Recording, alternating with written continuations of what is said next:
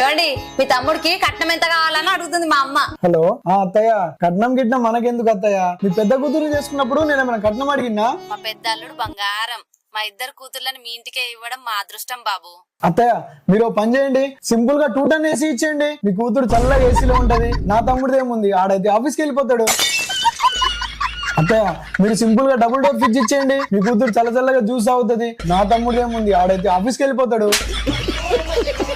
Simple గా budget లో తారాక్స్ car ఇచ్చేయండి. మీ కూతురు మీ ఇంటికి వచ్చేటప్పుడు దర్జాగా ఏసీలో వస్తుంది. నా తమ్ముడిదేముంది, ఆడైతే ఆఫీస్కి వెళ్ళిపోతాడు. నిజామాబాద్ లో రోడ్ ఫేసింగ్ 1000 గజాల ప్లాట్ ఇచ్చేయండి. మీ కూతురికి ఫైనాన్షియల్ గా సెక్యూర్ ఉంటది. నా తమ్ముడిదేముంది, నా తమ్ముడు అయితే ఆఫీస్కి వెళ్ళిపోతాడు. అమ్మా నువ్వు చెల్లెని ఇంటికి పంపకమ్మా. ఎందుకు? ఎందుకంటే మీ తమ్ముడు అయితే ఆఫీస్కి వెళ్ళిపోతాడు.